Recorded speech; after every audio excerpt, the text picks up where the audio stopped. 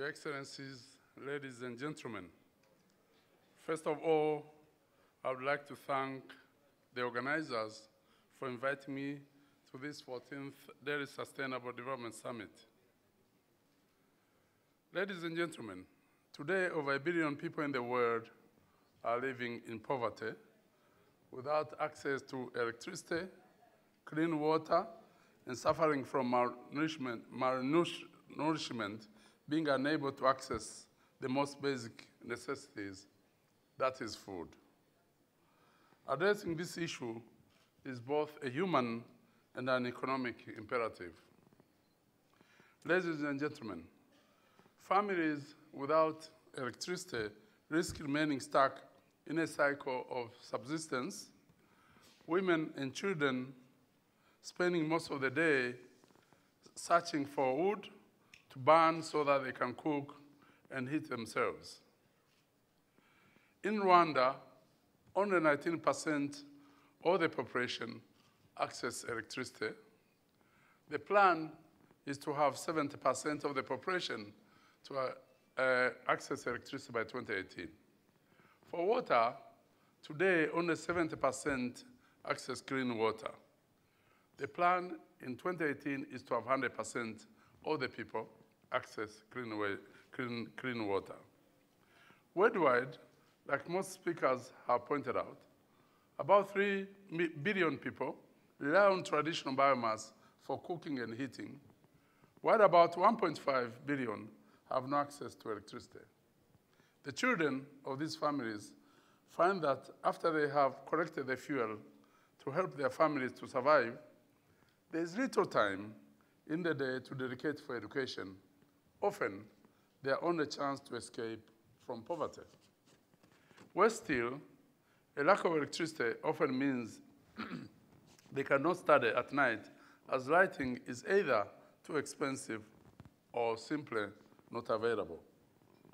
Families where access to food or water is limited see their life expectancies reduced and their quality of life blighted by illness and malnutrition.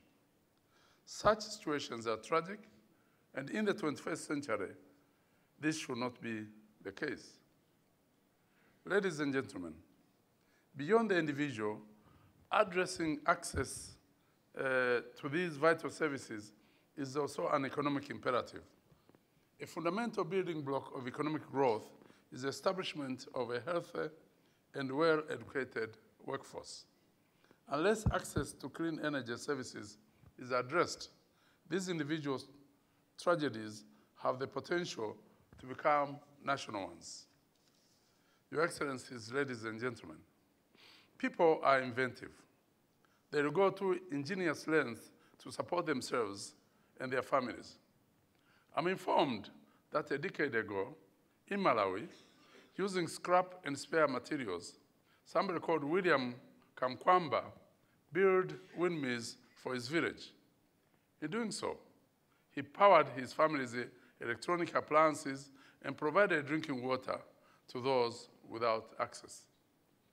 But these people need and deserve our support. Access to food, water, and electricity are not luxuries, but should be considered basic human rights. These problems are complex and vast, and require the efforts of governments, development agencies, and the private sector to address them. If you take electricity as an example, Africa has an abundance of potential projects, many of which were identified well into the last century. The Congo River, for example, has the potential to produce 100,000 megawatts, a project that would increase Africa's generation capacity by over 60%. The demand and potential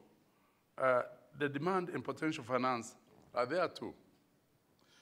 We understand that the governments cannot develop these projects alone. We need finance and expertise that the private sector can provide.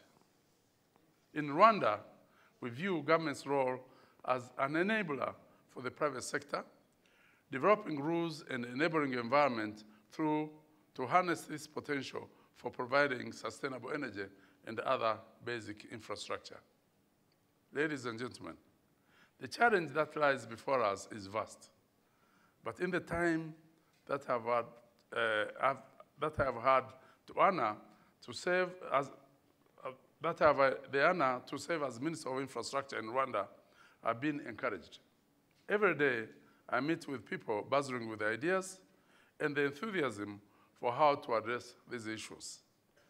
To the participants, I challenge you to use the opportunity not just to put forward ideas, but to commit to action as this conference requires. I thank you, Mr. Chairman, ladies and gentlemen, for listening to me.